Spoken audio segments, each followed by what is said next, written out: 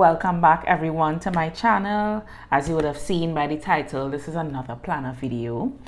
So for those of you that are new, maybe if this is the first time you're coming across one of my videos, my name is Simone and my channel is all about planners, organization, lifestyle, and one of my favorite things to talk about are planners and how I organize my life using planners.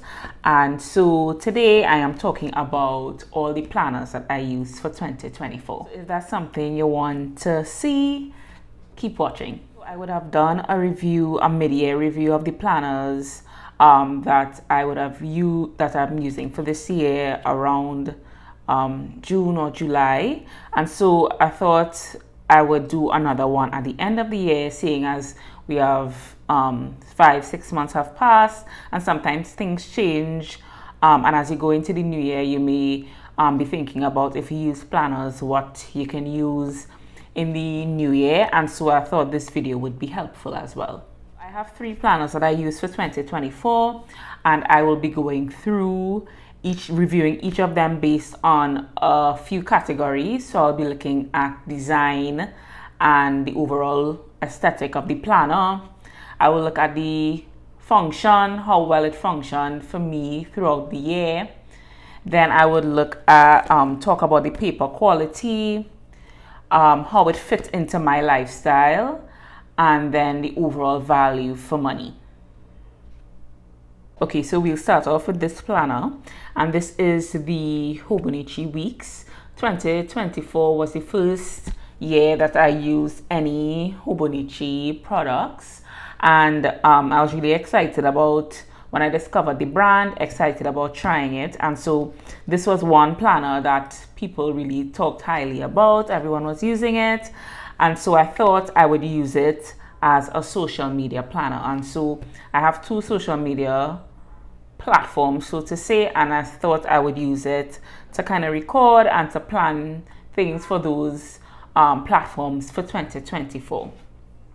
So in terms of the design and overall look of this planner, a positive about this planner is that it comes in a ton of cover designs. So whether you like neutrals or you like really loud, colorful things like me, sometimes there's a planner cover to suit you. Every year they come out with new designs and colors, so there's a lot to choose from depending on what your taste is.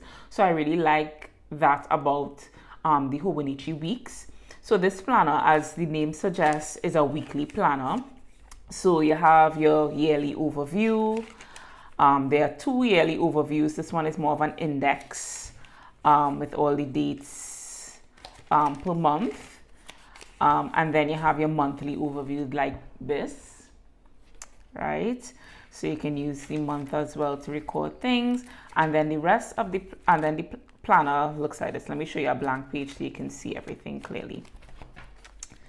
So the planner, this is basically the layout of the page. So you have the weekly.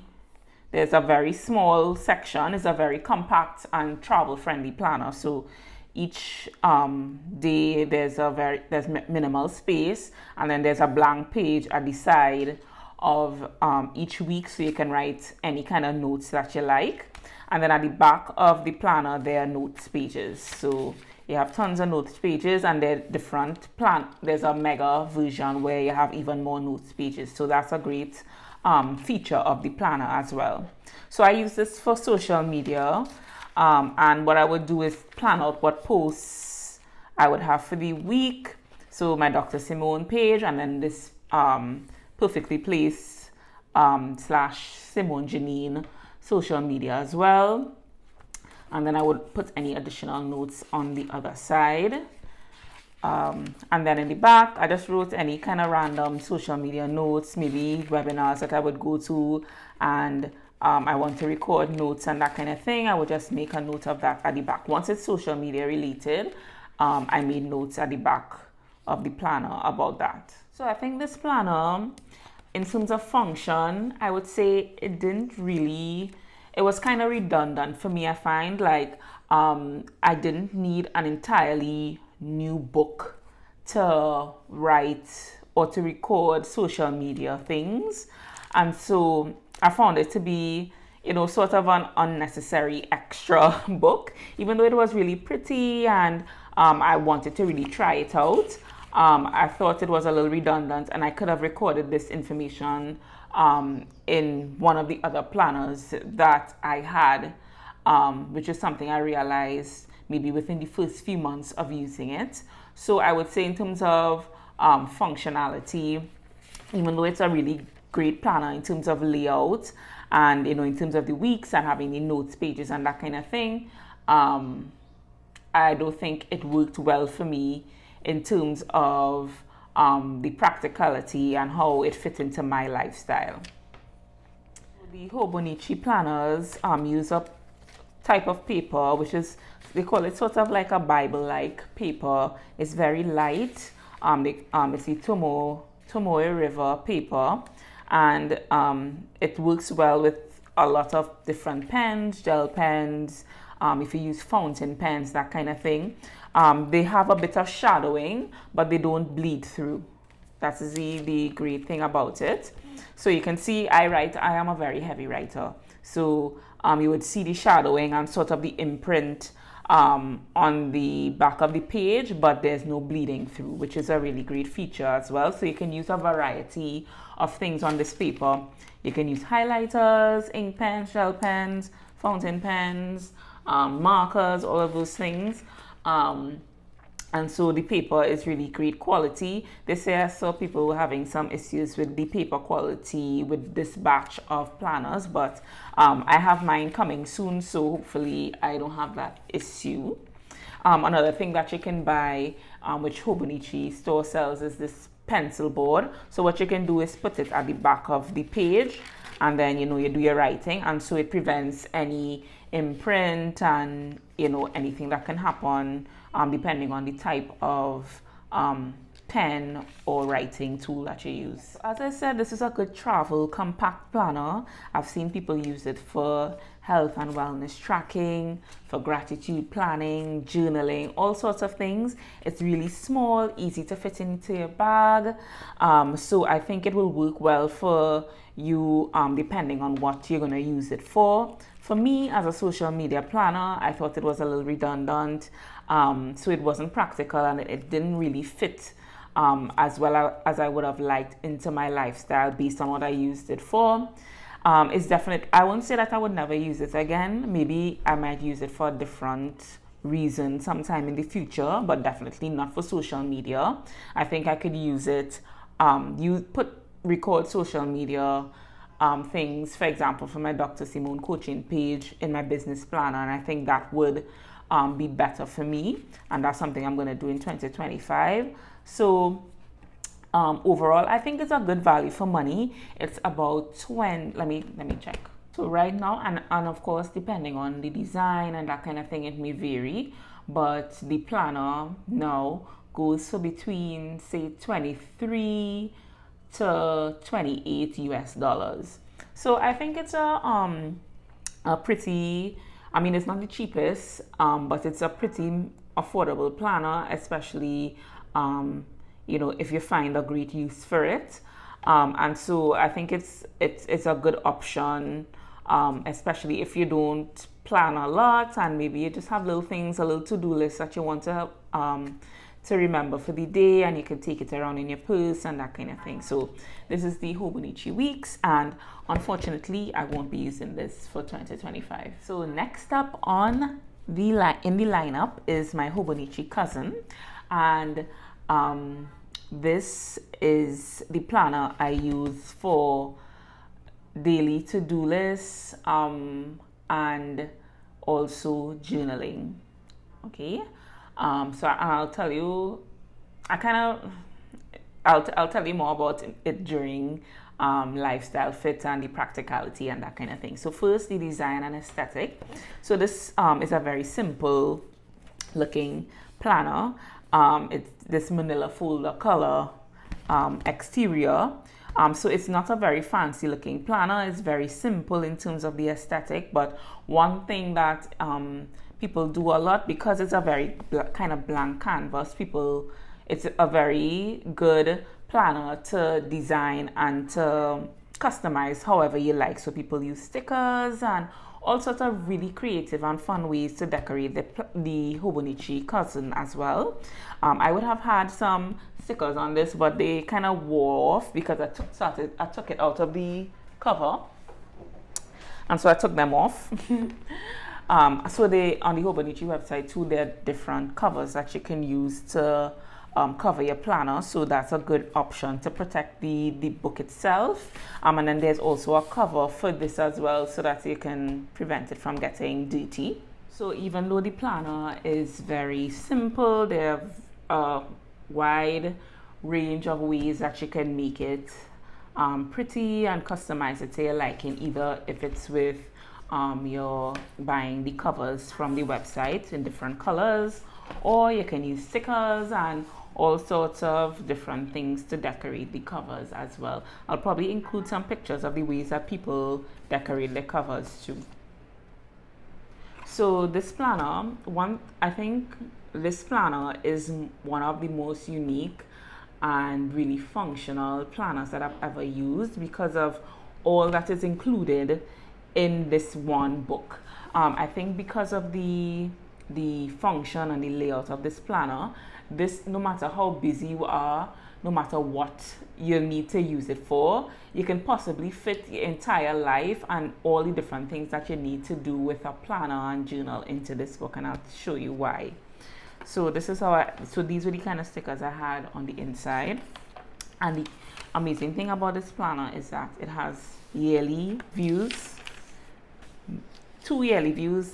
So the year at a glance, the previous year, and then the upcoming year, and then this yearly index, right? Then you have your monthly view each month, right? Then there's a weekly section where you have columns where you have each day of the week to record things. This is how it looks. This is a blank page, right? And then you also have daily pages as well. So whether you need to plan things weekly, monthly, yearly, there's a section in this planner for you, and you can do all of it in one book, which is what I really like. So what I did was use this planner, this first section, I used it to track things that I would do on maybe a month, 2-month basis. So I tracked my period, appointments, going to the spa, so anything, and I used dot markers to do that. And then in this section, I recorded, the standout things I did for the month on top here. Then I recorded my steps. I mean, I didn't have to do this because it's recorded on my phone, but I didn't really have anything in particular that I wanted to record here, so I just thought I would record my steps. And then at the bottom here, I recorded my top 10 goals for each month as well. When my sister saw this page, she asked me if I was crazy. She just doesn't understand what it's like to be a planner, okay? So don't let people judge you. So for the monthly section, I also recorded different appointments, events happening for the month, people's birthdays, that kind of thing as well. And then in the weekly section, I just did my daily to-do list based on the goals that I have. And that's how I use the weekly. So this is just basically a to-do list on the weekly section. And then on the daily section, I did my daily journaling. So I did a section to feel amazing. So these are all self-care items. Then I did a gratitude to express my daily gratitude, and then I did a today section where I could, answer a daily prompt, or maybe talk about something that happened during the day. So that's how I use my journaling section, the daily section. And of course, based on your life, you can use this has a journaling section, maybe the weekly. Maybe if your life is really busy and you need a ton of space, you can use the daily section for your planning, your day-to-day planning. So this planner is really customizable, very versatile, and it's just, I love that everything is just in one book, because sometimes most planners, it's either a daily planner or it's a weekly planner, or maybe it's a monthly planner where you just have the month overview, but this has everything in it. And when it comes, of course, as the year goes by and you use more stickers and that kind of thing, it kind of chunks up. But when it comes, it's a really very slim, planner. And so I love that everything that you could need in terms of a setup in a planner and journal comes in one. Same type of paper as the Hobonichi Week, so that very light paper that you can get a little shadowing with, but it doesn't bleed through. So I really like this type of paper, and I enjoy using it as well. And you can use all the different writing tools with it. You can put stickers on it, and it holds up well. Even though I have all good things to say about this planner, unfortunately I won't be using this planner for 2025. And even though I loved everything about it, and I was able to plan and record and journal successfully in it, I think the size is what is the reason that I'm not going into 2025 with it. I think it's a little too big, especially for journaling. I don't need all of the space. Like I don't have I'm not, there's some people, they have a lot to journal about, they write a lot. That's not my style of journaling, at least not right now. And so I found that I wasn't using the space up as much as I would like to, and so I'll be downsizing for 2025. And I'll put up a video showing what planner from the same Hobonichi brand that I will be using. So even though I think it's a great planner, and you can let me know if you think this planner would be good for you, but size too big for me. And you would think that A5 would be something that is manageable, but it's a lot of space for journaling. I don't need all of this space to journal, unfortunately. And so I am definitely downsizing for the new year. And so value for money. So on the Hobonichi website right now, this planner is $37 US. So it's significantly more than the weeks because of all of the sections and the size and that kind of thing. So it's $37 US. But I think it's worth the price because of how many things you can use this planner for. I think it's if you like the size and you will use the size and you want to journal and you want to plan, this is a good investment. So I think it's overall worth the price, in my opinion.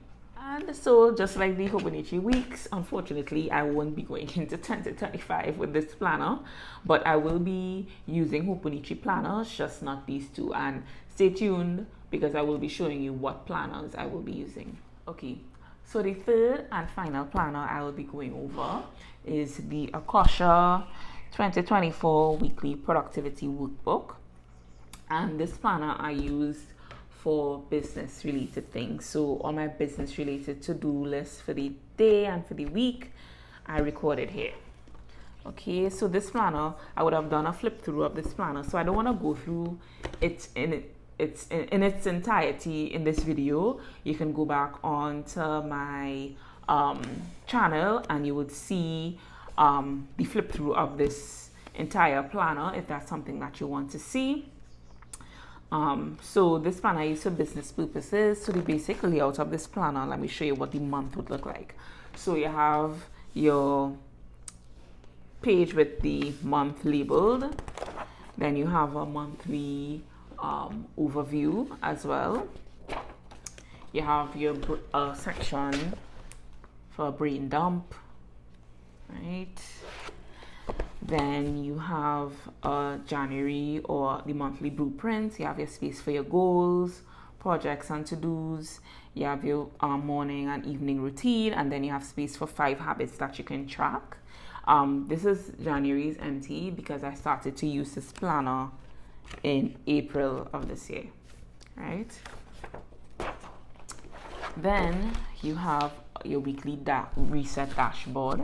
In the weekly dashboard, you have your top priorities, professional must-dos, personal must-dos, if time permits, and then you have a table with the week, and you can record self-care activities, your meals, and then your exercise as well. So there's both.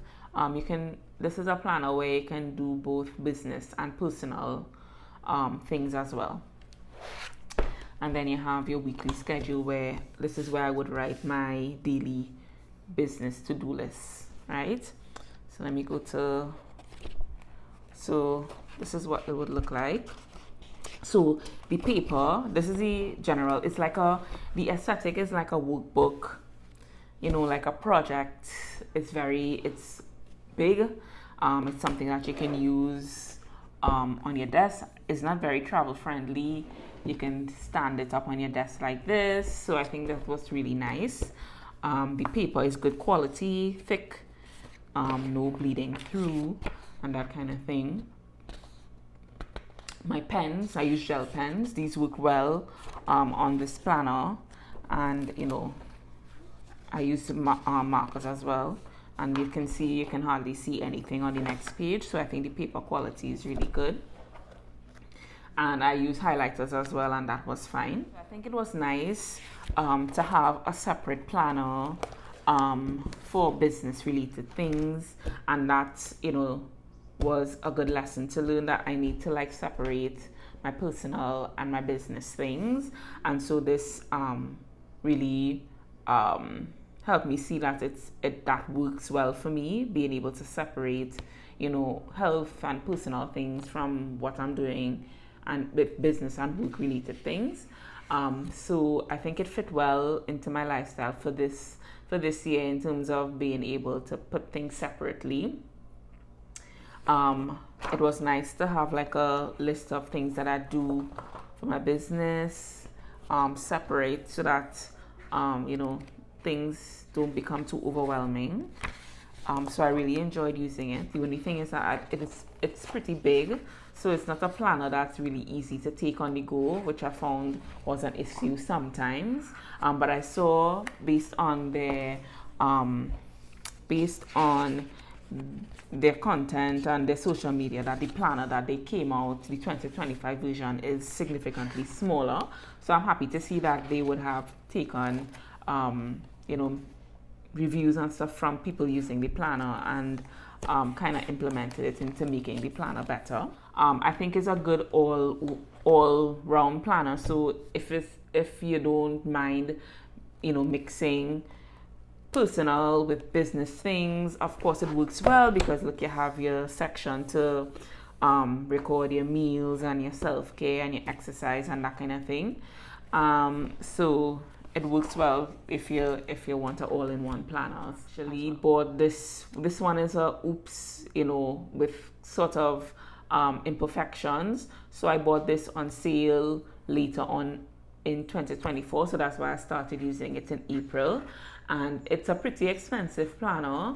I think I would have gotten it for somewhere between, say, $35 to $40. But let me tell you what the full price of it is now. So it's $60 for this planner. I mean, it's up on the pricier side, of course. And the paper quality is good, the design is good, and it's sort of like a workbook / project planner. So, I mean, it's up to you to decide whether it's worth it or not.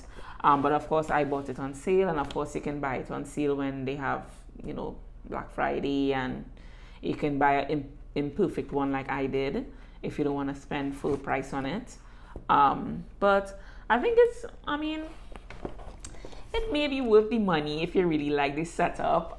Compared to the Hobonichi planners, I don't think it's as worth the money as those others. I think it could be a little cheaper, actually.